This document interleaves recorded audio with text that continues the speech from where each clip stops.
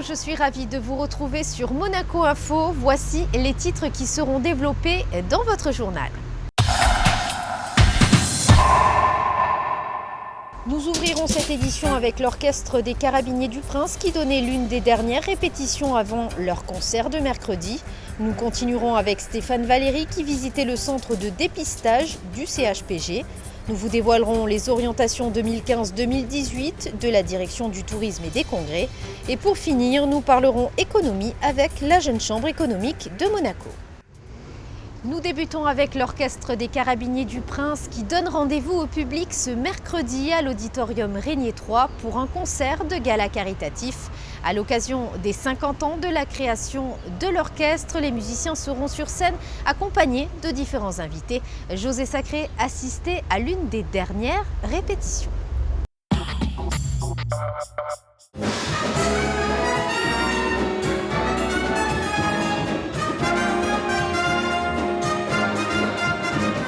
Ce mercredi 16 mars à 20h à l'Auditorium Régnier 3, un concert de gala exceptionnel sera proposé par l'Orchestre des Carabiniers de Son Altesse Sérénissime le Prince de Monaco à l'occasion du 50e anniversaire de la création de leur formation. Au programme de cette soirée, un répertoire dans lequel les 23 musiciens de l'Orchestre des Carabiniers feront alterner tradition et tendance.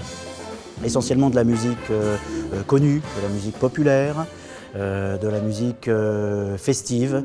Si je vous dis par exemple Aretha Franklin, si je vous dis Frank Sinatra, si je vous dis Dean Martin, si je vous dis Sacha Distel aussi, parce qu'il y a beaucoup de chansons françaises à l'origine qui ont eu une carrière internationale. Je pense à My Way, bien évidemment c'est Claude François. Je pense à Raindrops. C'est Toute la pluie tombe sur moi, c'est Sacha Distel. Voilà. Donc nous aurons les versions françaises, en duo, en trio, avec des invités de renommée internationale parfois. Je ne veux pas tout dévoiler, mais bien sûr, il y aura par exemple l'excellent chanteur mentonnais, Thomas Vaccari. Thomas Vaccari qui avait fait The Voice. Et puis il y a d'autres invités, d'autres chanteuses, par exemple, 2 chanteuses britanniques qui vont venir. Il va y avoir un groupe celtique irlandais qui va venir aussi jouer de la musique irlandaise, puisque dès le lendemain, dès jeudi, nous serons le 17 mars, donc la Saint-Patrick. Alors un petit clin d'œil à cette Saint-Patrick. Il y aura notamment aussi Charlie Siem, un violoniste virtuose, l'égérie de Dior par exemple, l'égérie du Nil, de Hugo Boss. Bon, et qui joue sur un Guarnerius del Jésus qui a appartenu à Yehudi Menuhin. Exactement. L'ancien possesseur, c'était Yehudi Menuhin. C'est quelqu'un qui est reconnu dans tous les milieux dans lesquels il travaille. C'est vraiment une chance folle de pouvoir collaborer avec lui. Je vous rappelle que nous travaillons au profit d'associations, et notamment Baby Népal. Si vous hésitez encore, si les gens hésitent encore à venir passer un agréable moment, parce que ça va être le cas, beaucoup de surprises, beaucoup de décontraction, qu'ils se disent peut-être qu'ils vont œuvrer pour 2 bonnes œuvres. Donc je vous parlais de Baby Népal, mais il y a aussi la Fondation Adrien, qui est basée à Nice, et qui a été choisi par mon partenaire technique, qui est le club Kiwanis de Monaco. Donc cette opération de demain soir sera un réel succès sur tous les tableaux.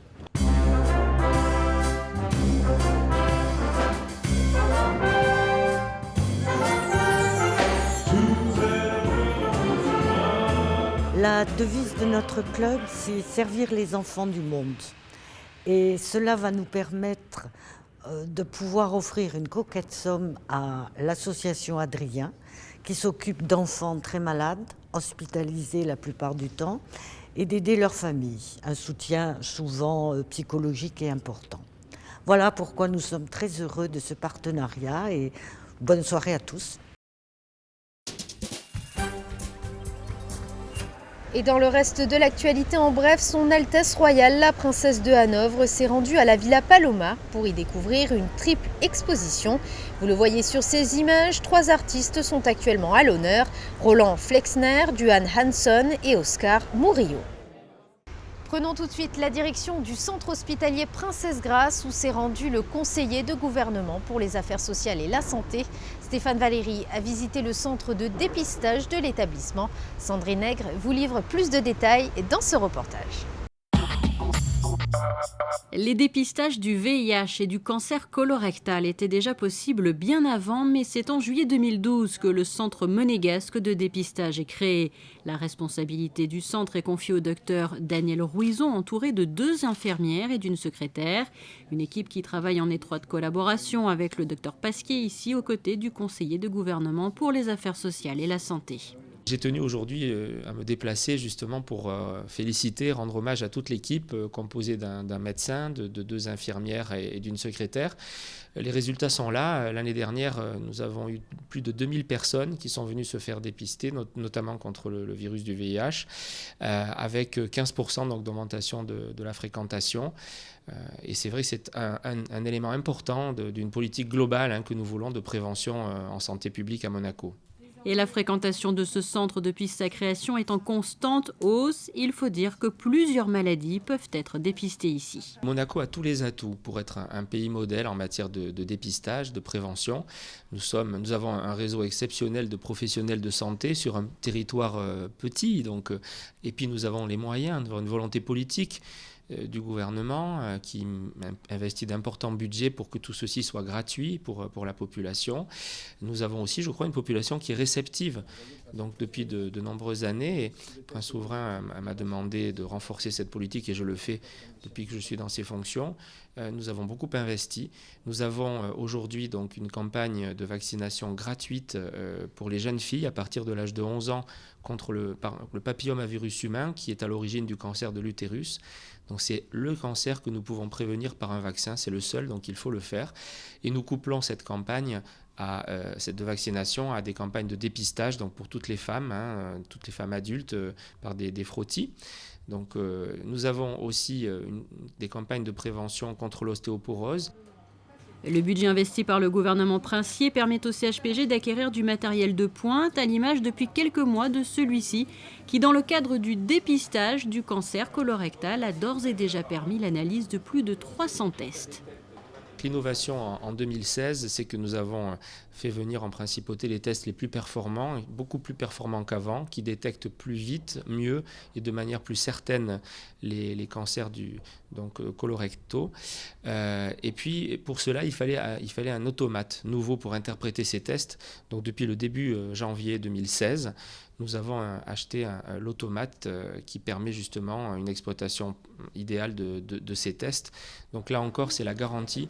Je crois que depuis le début de l'année, on a pu dépister 10 cancers grâce à cet automate. Donc c'est la garantie de vie sauvée. Et donc je crois que cet investissement est pleinement justifié. Une politique de prévention qui s'inscrit bien sûr dans la politique de santé globale menée par la principauté. Une principauté citée d'ailleurs par l'OMS parmi les pays où l'on vit le plus âgé. Le modèle monégasque en matière de prévention fait aussi figure d'exemplarité lors de congrès internationaux. Parlons à présent de cette action de la direction du tourisme et des congrès qui a levé le voile sur ses orientations jusqu'en 2018 dans un grand livre disponible dans ses locaux. Un reportage signé Émilie Rousseau. Tout au long de l'année, la direction du tourisme et des congrès située boulevard des Moulins promeut la destination Monaco, mais aussi renseigne et informe les visiteurs sur tous les événements principautés. Ce rôle et surtout ses objectifs pour les années à venir, la DTC a décidé de les dévoiler à tous et ce d'une façon originale. Depuis peu, un grand livre a été installé juste à côté des présentoirs de plans ou autres renseignements. Un livre qui présente la feuille de route de la DTC et qui résume l'orientation du tourisme en principauté jusqu'en 2018. Ce livre est destiné à tous les monégasques, les résidents et ceux qui sont concernés par le tourisme en principauté de Monaco. C'est vraiment un outil dédié à tous ceux qui veulent savoir comment ça se passe, le tourisme à Monaco, comment la direction du tourisme définit sa stratégie, comment elle compte l'implémenter. C'est vraiment, je dirais, la Bible de la direction du tourisme, consultable de manière publique à l'intérieur de l'Office du tourisme, par tous et par tout temps, bien sûr, dès que nous sommes ouverts. 50 pages dressent ainsi l'état des lieux de la destination Monaco, analysent la situation avant de présenter les objectifs pour les années à venir. En quelque sorte, cet ouvrage grandeur nature nous livre les clés de l'avenir touristique en principauté. Nous nous sommes retrouvés devant un challenge, c'est-à-dire qu'une feuille de route, ça se publie, ça se présente, mais la nôtre est évolutive. Nous considérons qu'actuellement, on ne peut absolument pas dire en 2018, nous avons tel objectif et pas un autre, et on ne fera pas entrer autre chose dedans, parce que d'ici 2018, qui sait ce qui peut se passer.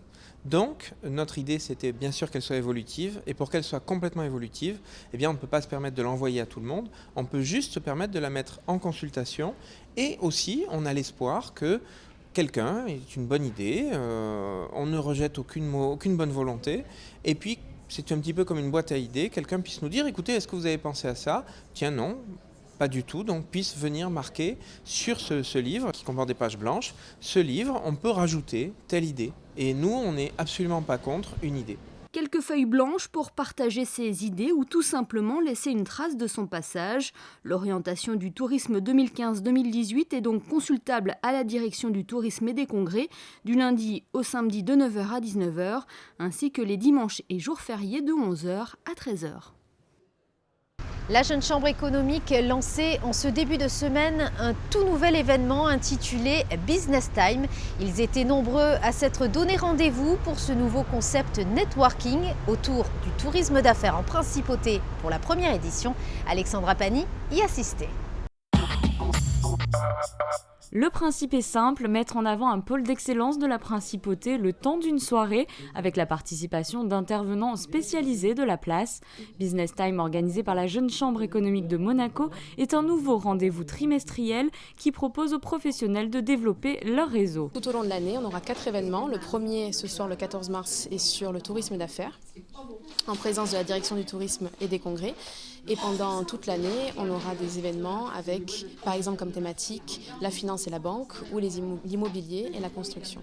Voilà, l'idée, c'est une prise de parole courte d'intervenants emblématiques et ensuite on ouvre sur un networking, une soirée pour développer ces opportunités de business. Pour le lancement, on est à plus de 90 personnes, peut-être 100, 110 personnes, professionnels de la place monégasque, des dirigeants, des chefs d'entreprise, des créateurs, des cadres, des consultants, des gens qui veulent développer leurs opportunités sur Monaco. Une première édition autour du tourisme d'affaires avec une présentation de Sandrine Camilla du Convention Bureau. Pour rappel, la principauté reçoit près de 500 événements professionnels par an et près d'un quart des chambres d'hôtel sont réservées dans le cadre du tourisme d'affaires. Il était donc naturel pour les membres de la JCE d'orienter ce premier rendez-vous autour de ce centre d'intérêt. Outre ce nouveau concept Business Time, la Jeune Chambre économique de Monaco travaille tout au long de l'année autour de 3 axes d'action majeurs, l'entrepreneuriat, le networking et la formation. Nous avons des formations qui ont commencé depuis le début de l'année. Nous avons un cycle de la formation pour la création d'entreprise qui a commencé depuis peu et où les gens peuvent venir s'inscrire. Donc c'est comment créer son entreprise en principauté de Monaco. Nous avons également des formations sur le développement personnel, sur le leadership et autres. Concernant la partie entrepreneuriat, le prochain rendez-vous aura lieu du 22 au 24 avril avec le premier Startup Weekend de l'année. Rappelons son objectif, créer en 54 heures une entreprise à partir d'une idée forte, un événement créatif ouvert à tous. Et voici à présent les prévisions météo pour ces prochains jours. Découvrez la météo avec Eclectic. Galerie, Interior Design, Art and Gifts. Mercredi, dégradation très nette du temps avec des températures allant de 10 à 12 degrés. Jeudi, un temps mitigé en perspective avec un mercure pratiquement identique à la veille. Vendredi, davantage de soleil le matin que l'après-midi avec un thermomètre stationnaire. Et enfin samedi, un début de week-end plutôt ensoleillé avec une maximale de 16 degrés. Vous avez découvert la météo avec Eclectic. Galerie, Interior Design, Art and Gifts. C'est la fin de cette édition. Merci de l'avoir suivi. À présent, la suite de vos programmes sur Monaco Info.